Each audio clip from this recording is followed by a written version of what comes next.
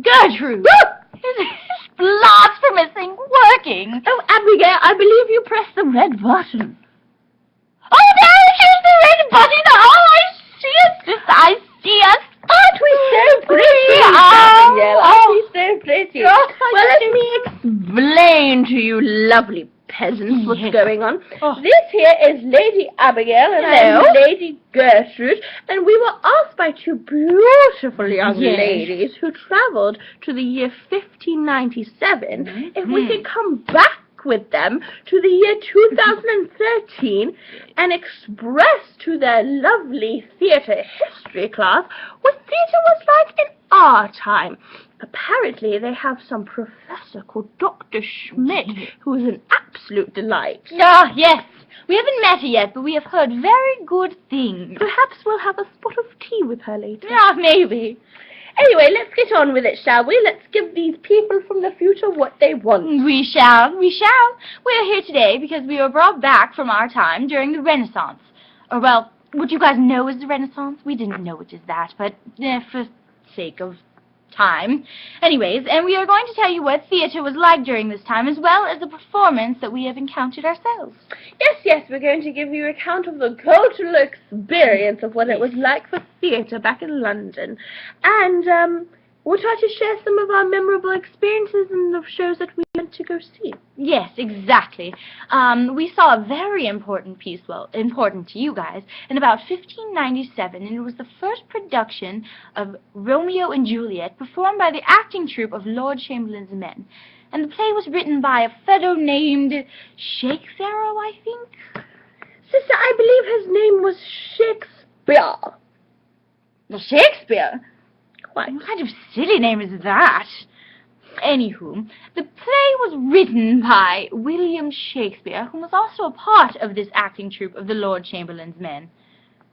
Indeed he was. And if I remember correctly, Master Shakespeare was actually a lead actor of the Lord Chamberlain's men before he started making his career as a wonderful playwright in 1592. Yes, dear, you are absolutely right. And if I recall correctly, he was rather good, too. And he was rather dishy. No, very handsome. Very handsome. Anyways, it was a very awkward time for theatre. When our beloved Queen Elizabeth came to power, she changed a lot of the way theatre had been previously. One of her first decisions was declaring necessity for licenses and banning any plays with religious or political subjects in about 1558. You're absolutely right, sister, and though I can't really complain about that, to be honest, this eventually eliminated the cycle plays that the Romans had created, and when the need of a license in 1572, she significantly limited the number of acting troupes and productions. Very much so, actually. Because of this, there were only two acting troupes that ended up dominating the theatre scene during this time: the Lord Chamberlain's men, whom we mentioned previously, and the Lord Admiral's men. Indeed. In 1574, shortly after the requirement, she created the Master of Revels. The Master of Revels, which directly communicated any action involving the theatre directly to her. They were the ones who were in charge of approving the plays and granting licenses, and they got to choose when the playhouses were shut down and when they can reopen. They were the ultimate controllers of all actions regarding to the theatre. Very true. However, people found ways around this law, as do most. If you kind of think about it, they were modern-day policemen for you guys, because you guys have laws, but if I recall correctly, a lot of you actually break them.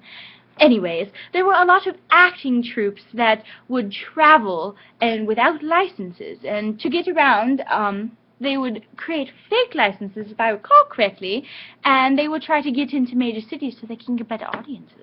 Indeed, and a lot were rather good. We just live right outside of London, so we're always encountering the various acting troupes that like to come through, and they're just fascinating, simply fascinating. Very, and sneaky little boogers too. Yes, indeed.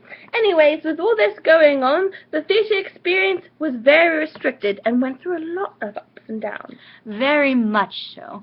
The theatre experience we can recall of seeing Romeo and Juliet occurred about 2 years after the play was actually written, and performed by the troupe's temporary home of the Curtain Theatre.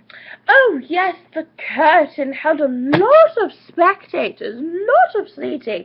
It was always a very busy public playhouse, and oftentimes not everybody was granted admissions. There were queues for absolutely hours that would wrap around the square. And the peasants don't actually acquire any seating at these theatres. Instead, they must stand during the entirety of the production in a section called the pit. Very true.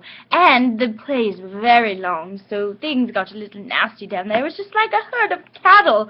But sometimes, if plagues or diseases were going around, the master of revels would shut down the playhouses because to avoid the plague going to other classes. And that would be a terrible disaster. Very much. Anyway, the staging itself was on a thrust stage as the main acting space, and let's hope that the play doesn't shut down the theatre anymore, because that would be an absolute disaster. It would be an absolute disaster. Anyway, for the more fortunate people and the people who are making a little bit more money, they would be sitting in the gallery seats, which were located in top tiers. So there was a distinct distinction between the upper class and the lower class. Very much so. And the theatre itself were typically shaped in a circular, so all of the people can get a very good view from any part of the gallery. Oftentimes, the main stage would include a trapdoor, but yes. there'd be not much more spectacle other than that.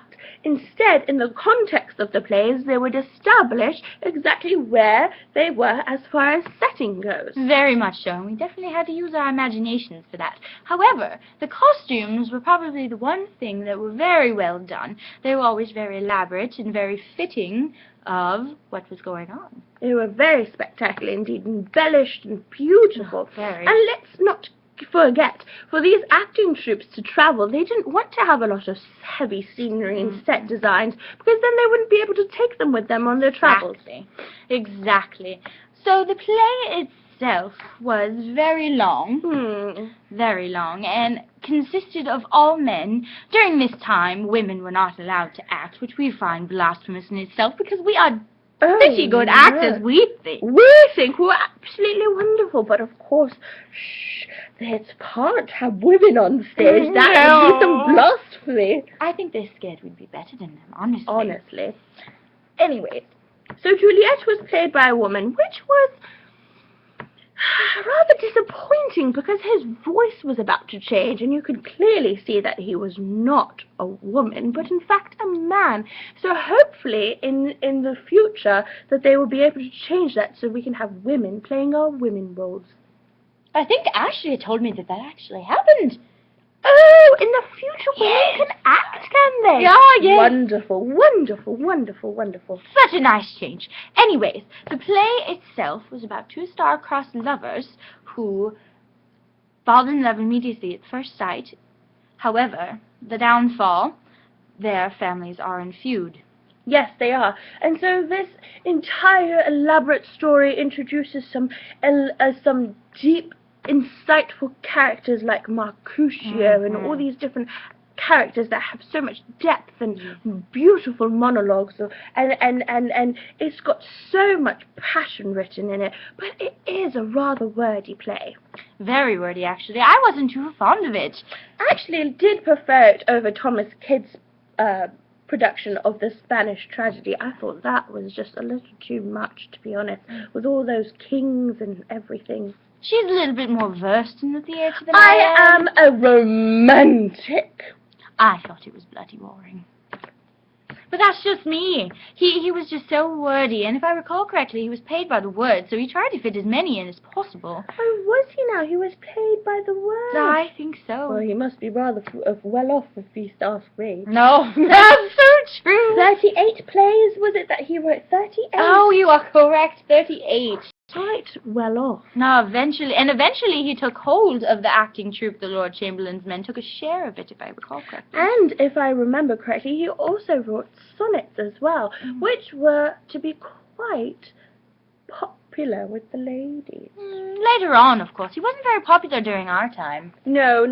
He wasn't very popular during our time, and until Queen Elizabeth really took charge, and she really made quite a big scene that, the Lord Chamberlain's maid and Shakespeare were solely there to perform just for her. So though we weren't invited to the royal court, we do know that on many occasions these acting troupes would go to the royal court to do a private show for them, and in that case they would use a little bit more spectacle. Very true.